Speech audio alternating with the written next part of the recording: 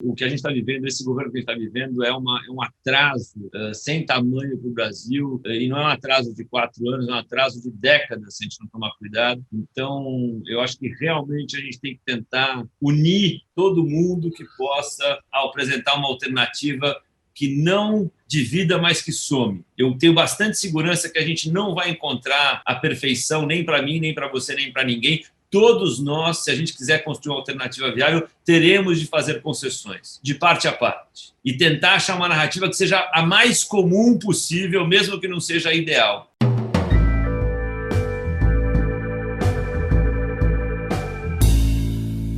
Eu queria saber como é que um juiz como você foi parar na vida pública. É a noção de convocação, de missão, de chamado. Autenticamente, eu acho que a política está impregnada em tudo que acontece na sociedade. Estamos vendo isso agora da pior forma, porque são opções políticas que explicam as tragédias sanitárias que estamos vendo todos os dias, e por isso mesmo, esses trânsitos de um universo de atuação para o outro são necessários. Eu exerci a magistratura federal já há mais de uma década e havia uma demanda no meu estado, no estado do Maranhão, de encerramento de um ciclo político. E foi, sobretudo, Luciano, no meu caso, esse chamado, essa convocação emanada da realidade do meu estado. Considerei que não dormiria em paz se não atendesse a essa possibilidade. Acho que a soma de tudo isso, características pessoais e resignação com injustiças, com desigualdades, com essa circunstância que te convoca, que te convida. Você abrir mão de uma situação constituída, no meu caso era juiz, você comunicador, uma referência de sucesso na televisão brasileira, e abrir mão disto não é simples. São meses e meses de reflexão, de angústia, você e sua família, para encontrar uma resposta. Mas aí eu queria te colocar a mesma pergunta: como é que você encara essa questão, essa possibilidade, essa mudança, esse chamado, né, para uma atuação num plano profissional bem diferente daquele que atualmente você já está estabelecido? Eu tenho rodado o país, 2, 3 estados por semana, e foi isso que eu me encontrei na televisão. Então, eu estou vendo muita coisa. A televisão me proporcionou uma experiência de vida nesses últimos 20 anos, onde eu tive contato direto com os problemas do país, e sem crachá nenhum. Eu não sou político, nem nunca fui político. Eu fui lá para ouvir as pessoas, para contar suas histórias. E eu sou o tipo do cara que, quando eu vejo um problema, eu me sinto parte dele.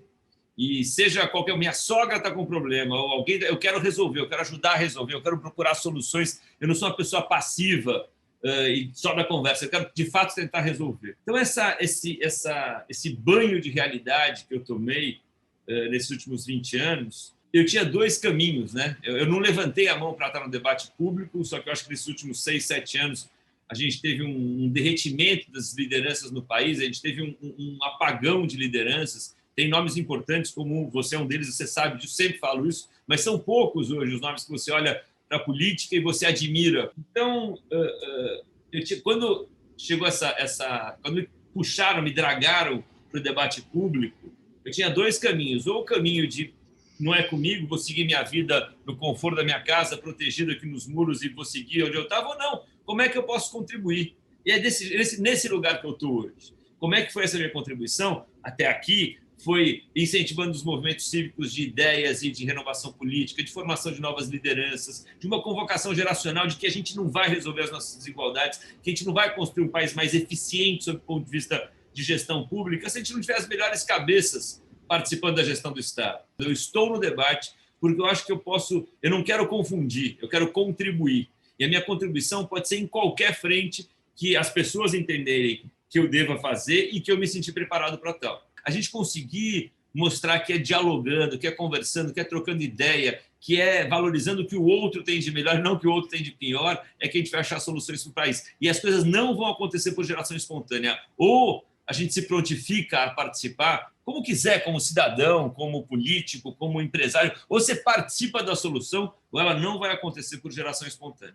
Essa outra compreensão eu queria destacar como importante, Luciano, que a política não é apenas a política partidária, não é apenas a eleição. Você participa de várias formas.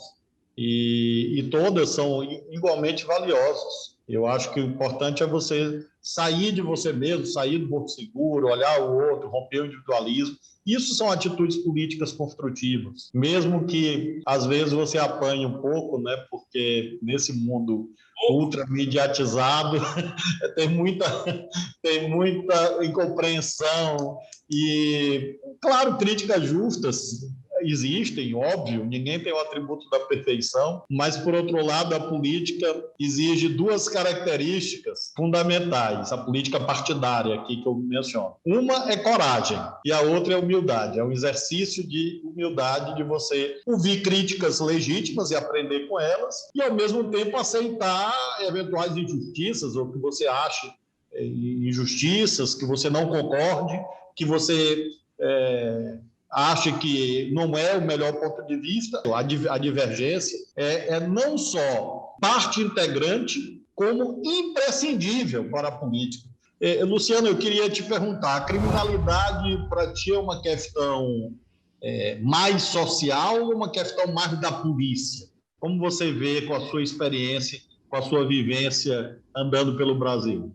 Definitivamente eu não concordo com as teses populistas, simplesmente, está muito violento, então vamos armar a população, como se fosse uma pode pilim-pim-pim que fosse resolver, não vai resolver nada. Então, eu acho que eu tenho estudado bastante o tema na questão de segurança pública, não é um tema simples, assim, eu já frequentei os lugares, os recortes mais violentos do país, sejam periferias, favelas, já frequentei muito presídio também, já entrei para gravar em vários, já fiz documentário com a Afro-Reg, então, assim, eu conheço com bastante profundidade, não o debate técnico, mas a realidade da onde a violência se manifesta. Eu não enxergo hoje possibilidade de a gente resolver a violência na periferia, isso é um processo, e também tenho absoluta certeza que o nosso sistema carcerário hoje é um dos maiores nós que a gente tem. E você vê alguns poucos exemplos onde você, de fato, consegue ressocializar. Tem gente que defende que só com mais polícia, com mais presídio, com penas mais duras e com a população armada a gente vai resolver o problema.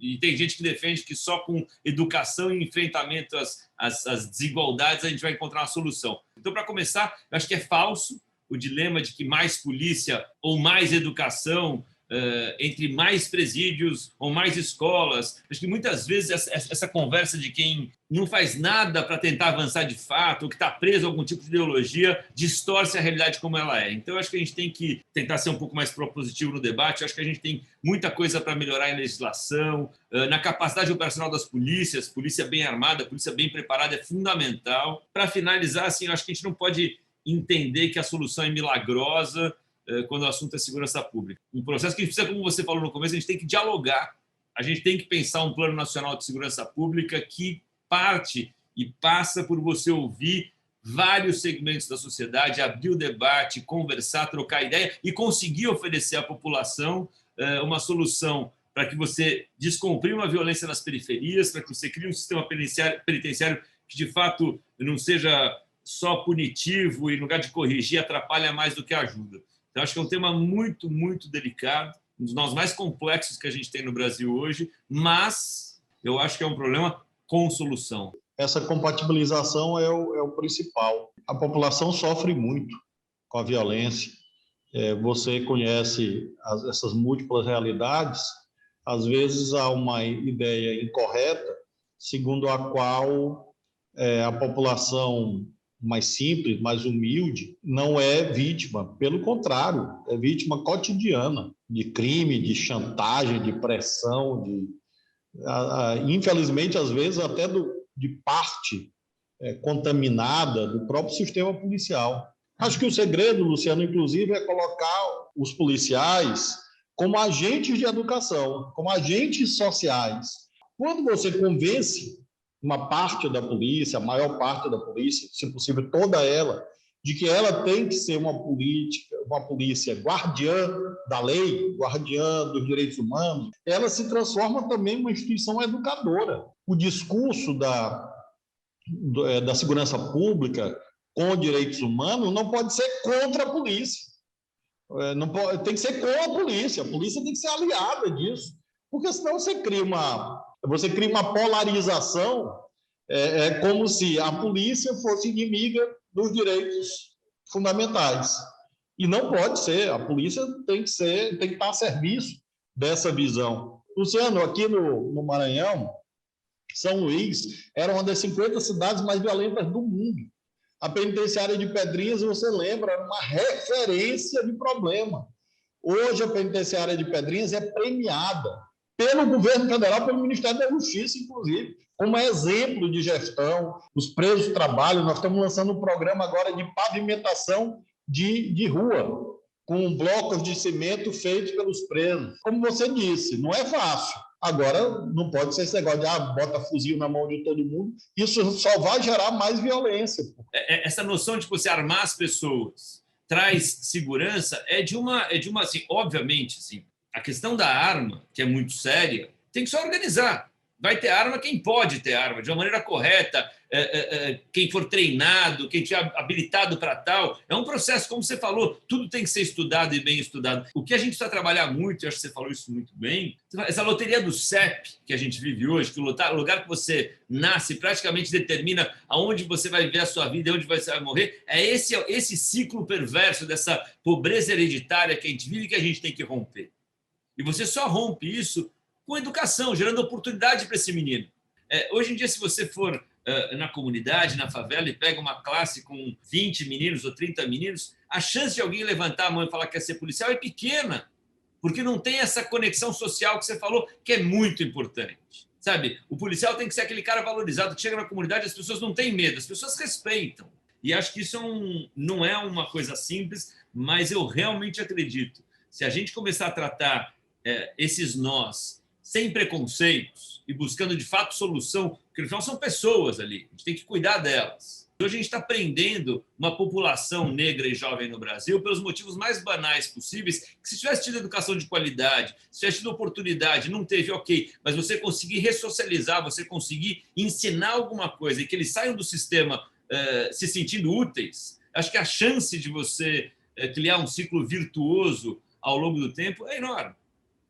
Tem um debate muito frequente, que me parece também, assim como essa temática do Estado às vezes é mal colocada, em relação à chamada responsabilidade fiscal e responsabilidade social.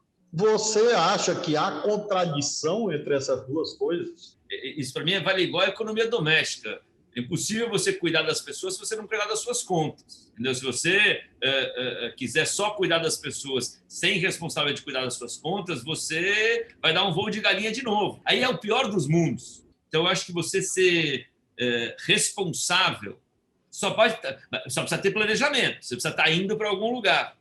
Que nem a gente estava falando aqui, renda básica. Eu sou super favorável. Eu acho que essa é a evolução moderna das sociedades. Mas você não consegue fazer isso a qualquer preço, você precisa se organizar para tanto.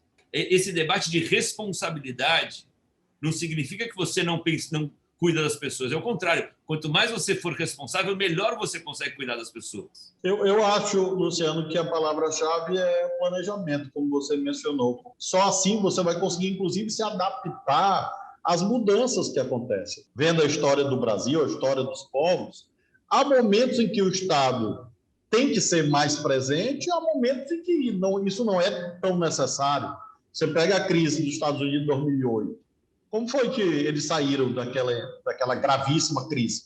O Estado, o Federal Reserve, bancando o apoio às empresas, ao setor financeiro, para não desestruturar todo o sistema econômico. Então, há momentos em que, mesmo em países ultracapitalistas, como os Estados Unidos, o Estado é imprescindível, pandemia, numa guerra. Então, o Estado e a responsabilidade fiscal e social tem que andar assim. O que me incomoda, Luciano, me incomoda muito, é quando as pessoas perdem o afeto, a capacidade de ter empatia. E aí vira mera contabilidade. Governar não é apenas você ter uma planilha contábil na sua frente. Claro que você tem que ter a planilha contábil também, mas você vai chegar e vai dizer, não, agora, por exemplo, no Brasil, as pessoas não têm como trabalhar, não têm onde trabalhar, a economia está parada, tem uma pandemia, bar fechando, restaurante fechando, setor de turismo desestruturado. Aí você vai dizer o quê? Não, as pessoas têm que empreender, mas empreender como? Empreender como? se ela não tem nenhuma chance. Então, você tem que fazer, como você disse, renda básica, auxílio emergencial. Em outros momentos, você revê isso. Então, eu concordo contigo que a palavra-chave é planejamento. Olha o que a gente está vivendo agora, governador. Você acha que se a gente há um ano atrás quisesse levantar recursos bilionários para comprar vacina, você acha que teria faltado? Óbvio que não. O que não teve foi planejamento. Assim, tem hora que o Estado tem que estar presente, porque o Estado, só o Estado tem a capacidade não só de mexer o ponteiro da desigualdade com políticas públicas, como resolver questões como a pandemia. E outra, você falou da crise econômica de 2008 nos Estados Unidos, e agora foi de novo. Você viu o plano do Biden, essa semana de infraestrutura que ele fez, mas isso é resultado de planejamento. Os Estados Unidos têm caixa porque ele se planeja o tempo inteiro, ele coloca o Estado no tamanho certo, de um jeito certo, e sempre muito capitalizado. Você tem que ter projeto, planejamento, capacidade de executar. É claro que há situações inesperadas, assim, como imprevisíveis, como a pandemia. Mas hoje é possível saber como sair. E não tem saída se não for assim como esse caminho que o Biden está apontando, vacinação em massa e investimento público para alavancar a economia. Depois, vamos lá, a vida segue, né? Agora, no Brasil está difícil, não tem nem projeto, nem planejamento.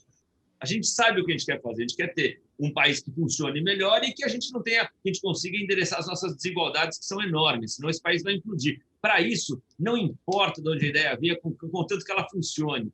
A gente se entende, eu acho que se a gente juntasse 10, se as pessoas acham que a gente pensa diferente, que junte 30 pessoas que pensam diferente como a gente na mesa, porque eu garanto que a gente vai achar a solução para os problemas mais complexos do Brasil e, mais do que isso, vamos saber também atrair gente para botar eles em prática e resolver esses problemas, ao invés de ficar, jogando fogos de artifício para o lado das pessoas começarem a prestar atenção em outra coisa e esquecer os problemas que, de fato, a gente tem que enfrentar hoje. Esse é o lugar da política, o lugar nobre da política é esse, é ter a capacidade de entender que, por sobre divergências, tem que ter as convergências para impulsionar a sociedade. Me provocam a colocar um assunto com você, Flávio, para a gente tem divergências no tamanho do Estado. Eu, como já coloquei para você, eu enxergo o Estado como fundamental para endereçar problemas que a gente tem de educação, de saúde pública, da gestão do erário, mas eu não vejo o Estado indo além disso. Eu acho necessárias as reformas administrativas, eu acho importante, mas eu não vejo o Estado indo muito além disso na cadeia de produção, o Estado como dono de empresa, como empreendedor. Sim, eu vejo políticas de industrialização, de tecnologia necessárias assim, como indutor dessas coisas, mas não como o responsável ou o financiador, vamos dizer assim, dessas políticas ou de industrialização ou o que quer que seja. Então, eu queria te ouvir um pouco. Eu acho que tem que separar o joio do trigo a partir de dois critérios. O critério de qual setor e qual momento histórico. Eu acho que são esses dois aspectos que respondem a essa pergunta. A nossa economia no século XX dependeu muito fortemente do casamento da indústria automobilística, siderurgia, em primeiro lugar, indústria automobilística, e todo o complexo industrial do petróleo, estruturado em torno de uma estatal, Petrobras. O Brasil não teria chegado onde chegou sem a Petrobras, é uma estatal. Então, isso é uma prova de que é falsa a ideia que toda estatal dá errado. Tanto é que as maiores petroleiras do mundo continuam a ser estatais. Você pega outro exemplo que eu queria dar. Tecnologia aeroespacial. Nos Estados Unidos, você tem empresas, SpaceX e outras, atuando, que são empresas privadas. Mas os Estados Unidos não abrem mão da intervenção estatal, empresarial, na indústria aeroespacial. Então, eu acho, por quê? Porque é estratégico para a defesa, para o desenvolvimento. No caso brasileiro, bancos. Nós temos uma agricultura forte. Essa agricultura forte, empresarial que eu estou falando, sobrevive sem o Banco do Brasil, sem crédito subsidiado, ou se, nesse caso, sem o crédito agrícola do Banco do Brasil, a nossa agricultura forte não vai ficar ainda mais subalternizada perante as grandes trades do mundo. Então, eu acho que, você disse há pouco a palavra mágica, não é eficiência. Não é nem o estado máximo nem o estado mínimo. É você distinguir em cada momento. Hoje, no atual momento, nessa parte que me cabe, nessa passagem da terra, eu não abriria mão do Banco do Brasil, da Caixa Econômica, como provedora de serviços sociais para a população. Eu não abriria mão da Petrobras, na minha visão. Flávio, mas tem uma estatal X, um espaço público Y, você pode fazer uma concessão para o setor privado? Claro que pode. E pode ser que melhore. Às vezes, nem sempre melhora, mas pode ser que melhore. Pode ser porque há certos ramos, certas atividades que você precisa de flexibilidade, do talento do empreendedor. Então, eu acho que uma economia 100% estatal não funciona agora. No Brasil, você abriu mão de todas as estatais, para mim é um absurdo, sinceramente. E com todo respeito assim, a quem pensa diferente, mas eu não abriria mão. E eu estou dizendo nomeadamente esses setores. Setor financeiro já é muito monopolizado no Brasil. Você, Luciano, tem experiência. Sabe que nos Estados Unidos o setor financeiro é muito democratizado, descentralizado. Aqui você tem 4, 5 bancos que mandam em tudo. Então você vai abrir mão do setor estatal, você vai fortalecer o monopólio privado, é muito ruim para o Brasil. Se me oferecesse assim, Flávio, escolhe 5 prioridades, privatização não estaria entre as 5 prioridades. Hoje, quem quiser enfrentar os reais problemas que a gente tem para ser um país mais afetivo e mais eficiente, que eu tenho repetido aqui, talvez essa não seja a prioridade absoluta. Obviamente, você não vai mexer, tem tanta coisa para você fazer antes, que essa não é a questão que você vai mexer agora. Porém, você tratou dos casos de sucesso. Os casos de insucesso do Estado, onde ele geriu muito mal os seus recursos, onde ele investiu onde não deveria, onde ele drenou dinheiro público, são inúmeros. Então, talvez você tenha que fazer uma limpeza do que não funciona, privatizar o que, de fato, pode ser interessante a iniciativa privada, mas para o Estado não gera nem solução e muitas vezes gera mais problema que solução, e você dá uma limpada no Estado como gestor. O Estado como gestor de empresa, ele não se demonstrou dos mais competentes até aqui. Algumas sim, outras não. Mas é um assunto, para mim, eu não acho que o Estado tem que fazer nenhuma outra empresa. E mais, falando do sistema bancário brasileiro, eu acho que o que tem que mexer, o que vai mudar com o tempo, é um pouco a regulação. Porque está claro, hoje em dia, você tem empresas que estão fazendo uma disrupção do sistema financeiro, de acesso a crédito, de acesso a investimentos, que antes eram só limitados a um perfil muito, muito ínfimo da população, que tinha renda acima de tanto, que não, hoje em dia você tem empresas aparecendo que estão fazendo uma disrupção importante, que os bancos estão vendo como é que eles estão tentando correr atrás desses pequenos... essas novas inteligências financeiras muito mais disruptivas. E acho que isso vai acontecer em outros setores. Independente de política ou de quem está lá, eu acho que a gente está vivendo uma fase terrível do país. Assim. Eu acho que o Brasil, mesmo com tantas dificuldades que a gente tem, é um país alegre, é um país sorridente. Em qualquer recorte que você vai, as pessoas te acolhem, te oferecem um café. Mas hoje eu acho que o Brasil é um país triste. Então, eu não gostaria, pessoalmente, que o Brasil repetisse o mais do mesmo que a gente viu em 22, de um polarizado aos extremos. Eu acho que poderia surgir uma alternativa no Brasil que não fosse nem alinhada com o projeto que hoje toca de maneira tão incompetente o país e também não alinhado com o que tocou o país no passado e também não fez a gente ter um país nem mais eficiente nem mais afetivo. Ou seja, se você acha que tem espaço no Brasil hoje para a gente criar uma alternativa que não seja nem o Lula, nem o Bolsonaro, e qual é o perfil dessa liderança, onde é que a gente deve procurar, como é que a gente pode construir? Hoje eu tenho uma relação de muita fraternidade, muita proximidade com o ex-presidente Lula e admiro muito o que ele representa no Brasil. E, por outro lado, eu tenho uma fortíssima rejeição, uma relação inconciliável com o que o Bolsonaro representa. Então, a minha opinião parte desse esclarecimento prévio. É possível o surgimento de outras opções eleitorais? Sim, é possível. Eu diria até, Luciano, que mais do que possível é necessário. Você não pode excluir o diálogo com outras correntes de opinião. Por isso que eu valorizo muito pensamentos que não são iguais ao meu. E acho, como disse, possível e necessário que surjam outras candidaturas. Acho que isso é uma prova de vitalidade da democracia brasileira. Enfrentando, portanto, e talvez superando a chamada crise de representação, que a pessoa olha para o espectro político e digo, bom, eu não gosto do Lula, eu não gosto do Bolsonaro, logo eu não vou votar. Isso acho que é o pior dos mundos. Por isso eu acho possível e necessário que haja dinamismo, que haja pluralidade, que haja, inclusive, transições geracionais.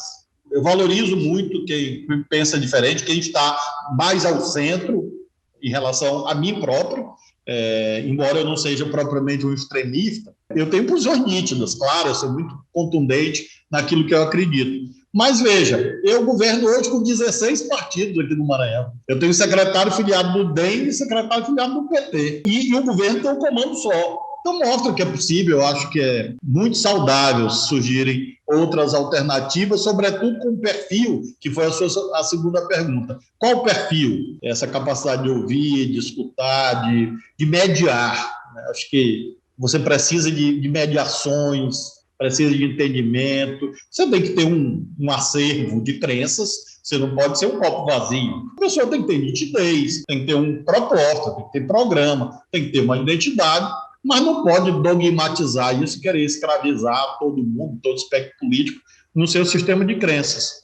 Então, eu sou, assim, como disse há pouco, eu sou um patriota, acredito no Brasil, como você disse, com muita exatidão, que o Brasil está muito triste, e está mesmo. E o que é pior, Luciano, tem razão para estar triste.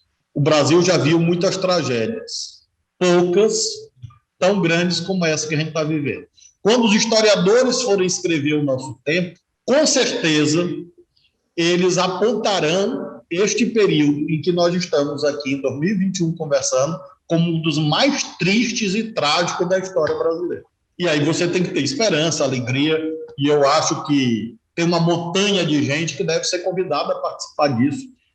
Se o espectro político se fechasse no Lula, no Bolsonaro, se você não tiver abertura para novas possibilidades, acho que essa alegria vai ficar mais distante. Eu acho que a sociedade vai perder a crença na política. É claro e latente para mim que o que a gente está vivendo, esse governo que a gente está vivendo, é um atraso sem tamanho para o Brasil, e não é um atraso de 4 anos, é um atraso de décadas, se a gente não tomar cuidado. Então, eu acho que realmente a gente tem que tentar unir todo mundo que possa apresentar uma alternativa que não divida, mas que some. Eu tenho bastante segurança que a gente não vai encontrar a perfeição, nem para mim, nem para você, nem para ninguém. Todos nós, se a gente quiser construir uma alternativa viável, teremos de fazer concessões, de parte a parte, e tentar achar uma narrativa que seja a mais comum possível, mesmo que não seja a ideal, mas que apresente à sociedade caminhos claros. Então, ou a gente cria uma narrativa que se conecte com a rua de verdade e consiga que as pessoas enxerguem esperança ali, ou a gente vai de novo dividir, de novo polarizar, e aí, de novo, a conversa vai ser nós contra eles, e é tudo que a gente não precisa nesse momento.